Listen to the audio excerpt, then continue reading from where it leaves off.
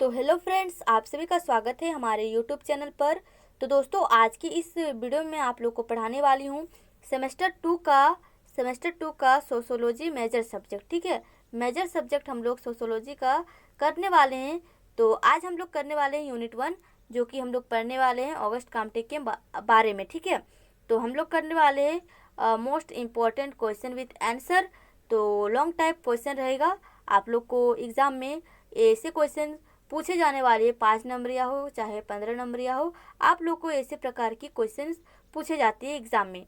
तो इसी के बारे में दोस्तों हम लोग आज क्वेश्चन आंसर करने वाले हैं आज की इस वीडियो में। तो चलिए स्टार्ट करते हैं वीडियो को और देखते हैं कि इस टॉपिक से हमारे कैसे कैसे क्वेश्चंस पूछे जाने वाली है। तो जो भी बच्चे सेमेस्टर 2 की तैयारी कर रहे हैं उनके लिए ये वीडियो बहुत ज़्यादा इंपॉर्टेंट रहने वाली है, और जिनके मेजर सब्जेक्ट सोशोलॉजी है उनके लिए भी ये वीडियो बहुत ज़्यादा काफ़ी इंपॉर्टेंट रहने वाली है। ठीक है, तो चलिए स्टार्ट करते हैं वीडियो को। तो इस टॉपिक का जो हमारा पहला क्वेश्चन है फ्रेंड्स, वो है क्या? वो है हम लोग का ऑगस्ट काम्टे कौन थे, उनके प्रतीक्षावाद की विशेषता, प्रकार, महत्व एवं निष्कर्ष का वर्णन कीजिए। ठीक है, तो सबसे पहले हम लोग जानेंगे ऑगस्ट काम्टे कौन थे। ठीक है, उसके बाद हम लोग उनके दिए गए सिद्धांत जो प्रतीक्षावाद था उसको पढ़ेंगे, फिर पढ़ेंगे विशेषता, प्रकार, महत्व, और लास्ट में हम लोग पढ़ेंगे निष्कर्ष के बारे में। ठीक है, तो चलिए पहले जान लेते हैं हमारे ऑगस्ट काम्टे कौन थे। ठीक है, ऑगस्ट काम्टे एक प्रसिद्ध फ्रांसीसी दार्शनिक, समाजशास्त्री और विचारक थे। ठीक है, तो ऑगस्ट काम्टे हमारे कौन थे? फ्रांसीसी दार्शनिक, समाजशास्त्री और विचारक थे। ठीक है, उनका जन्म 19 जनवरी 1798 को फ्रांस में हुआ था। ठीक है, उन्होंने समाजशास्त्र का जनक कहा जाता है क्योंकि उन्होंने समाजशास्त्र को एक स्वतंत्र वैज्ञानिक रूप में स्थापित करने का प्रयास किया है। ठीक है, यहाँ तक हम लोग ने क्या क्या समझा? यहाँ तक हम लोग ने ये समझा कि ऑगस्ट काम्टे एक प्रसिद्ध फ्रांसीसी दार्शनिक, समाजशास्त्री और विचारक थे। उनका जन्म 19 जनवरी 1798 को फ्रांस में हुआ था। ठीक है, उन्हें समाजशास्त्र का जनक कहा जाता है। ठीक है, फादर ऑफ सोशोलॉजी कहा जाता है क्योंकि उन्होंने समाजशास्त्र को एक स्वतंत्र वैज्ञानिक रूप से स्थापित करने का प्रयास किया है। उसके बाद थोड़ा सा जान लेते हैं इनके बारे में। उन्होंने समाजशास्त्र को समझने के लिए प्रतीक्षावाद का सिद्धांत दिया तथा 3 अवस्थाओं का नियम यानी लॉ ऑफ 3 स्टेज प्रस्तुत किया। ठीक है, तो उन्होंने समाजशास्त्र को समझने का प्रयास किया, एक सिद्धांत भी दिया था प्रतीक्षावाद। ठीक है, और 3 नियम भी दिए थे, 3 अवस्था नियम भी दिए थे। तो आइए हम लोग इन सारे चीज़ों को पढ़ने का और समझने का प्रयास करते हैं। तो सबसे पहले हम लोग पढ़ेंगे क्या? हम लोग परिभाषा को थोड़ा सा पढ़ लेते हैं। ठीक है, परिभाषा को थोड़ा सा हम लोग समझने का प्रयास करते हैं।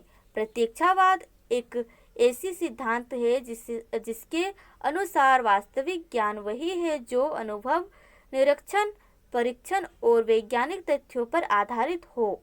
ठीक है, प्रतीक्षावाद का मतलब होता है कि एक ऐसा सिद्धांत जिसके अनुसार वास्तविक ज्ञान वही है जो अनुभव, निरीक्षण, परीक्षण और वैज्ञानिक तथ्यों पर आधारित हो सके। ठीक है, काम्टे का मानना था कि समाज का अध्ययन भी वैज्ञानिक की तरह होना चाहिए, इसलिए उन्होंने सामाजिक घटनाओं को समझने के लिए वैज्ञानिक पद्धति अपनाने पर बल दिया। ठीक है, हमारे ऑगस्ट काम्टे का मानना था कि समाज को अध्ययन भी वैज्ञानिक तरह से होना चाहिए, क्योंकि सामाजिक घटनाओं को समझने के लिए वैज्ञानिक पद्धति अपनाने पर बल दिया। ठीक है, तो प्रतीक्षावाद क्या था? प्रतीक्षावाद हमारा एक ऐसा सिद्धांत है जिसके अनुसार वास्तविक ज्ञान वही है जो अनुभव, निरीक्षण, परीक्षण और वैज्ञानिक तथ्यों पर आधारित हो सके। काम्टे का मानना था कि समाज का अध्ययन भी वैज्ञानिक तरह से होना चाहिए, इसलिए उन्होंने सामाजिक घटनाओं को समझने के लिए वैज्ञानिक पद्धति अपनाने पर बल दिया। ठीक है, तो प्रतीक्षावाद हम लोग जान लिए। अब हम लोग इसके प्रकार के बारे में थोड़ा सा जानेंगे कि इनके प्रकार कौन कौन से थे? प्रतीक्षावाद के प्रकार कौन कौन से थे? तो काम्टे के अनुसार मानव विचार और समाज का विकास 3 अवस्थाओं से होकर गुजरा है। ठीक है, तो वो 3 कौन कौन से हमारे अवस्था है वो हम लोग थोड़ा सा जानने का प्रयास करेंगे। तो पहला जो है वो हमारा क्या है? धार्मिक अवस्था। ठीक है, धार्मिक अवस्था।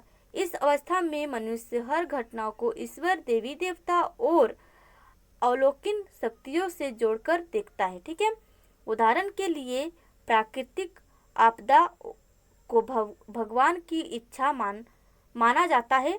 ठीक है, तो इस धर्म का जो मानना है वो क्या है?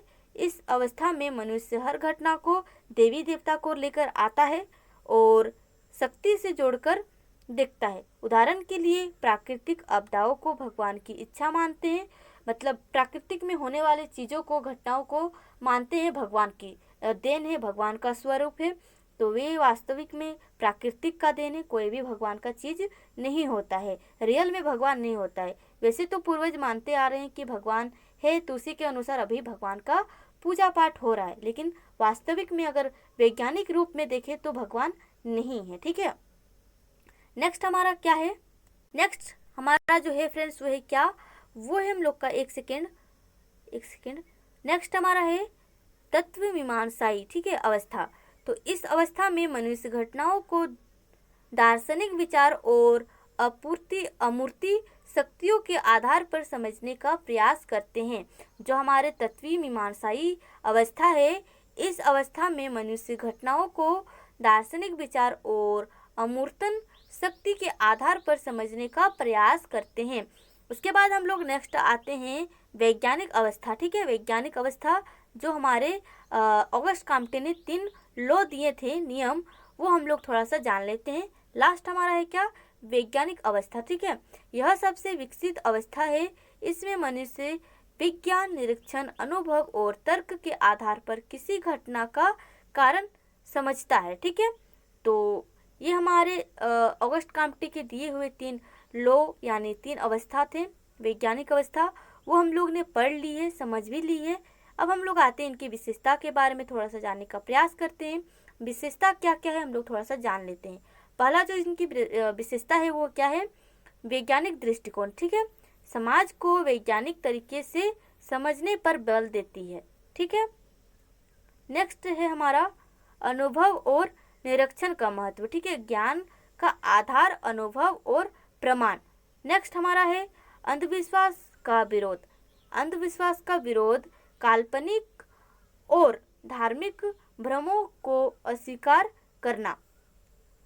नेक्स्ट हमारा है समाज का वैज्ञानिक अध्ययन। समाजशास्त्र को विज्ञान का रूप देना होता है। नेक्स्ट हमारा है क्या? कर्मिक विकास। ठीक है, कर्मिक विकास में हम लोग समाज और मानव बुद्धि धीरे धीरे विकसित होती है। नेक्स्ट हम लोग थोड़ा सा जानने का प्रयास करते हैं इनके महत्व के बारे में। ठीक है, तो महत्व को थोड़ा सा समझेंगे। इनके महत्व यानी इम्पोर्टेंस क्या क्या है।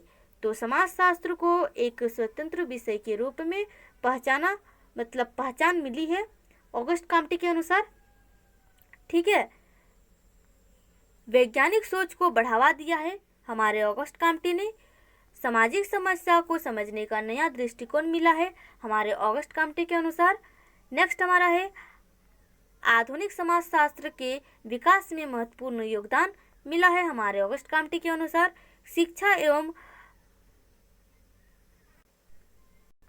अनुसंधान में वैज्ञानिक पद्धति को महत्व प्रदान हुआ है। ठीक है, अब हम लोग आते हैं सबसे लास्ट क्वेश्चन जो हमारा है निष्कर्ष, उसको थोड़ा सा समझने का हम लोग कोशिश करते हैं, क्योंकि लास्ट में हमारा जो निष्कर्ष है उसे समझने का बहुत ही ज़्यादा इम्पॉर्टेंट है। क्योंकि अगर आप लोग कुछ भी नहीं लिखेंगे ना अपने एग्जाम में और लास्ट में निष्कर्ष लिखेगा तो आप लोग को 1 से 2 नंबर मिलने का बहुत ही चांस होती है। ठीक है, तो आइए हम लोग निष्कर्ष को थोड़ा सा समझने का प्रयास करते हैं।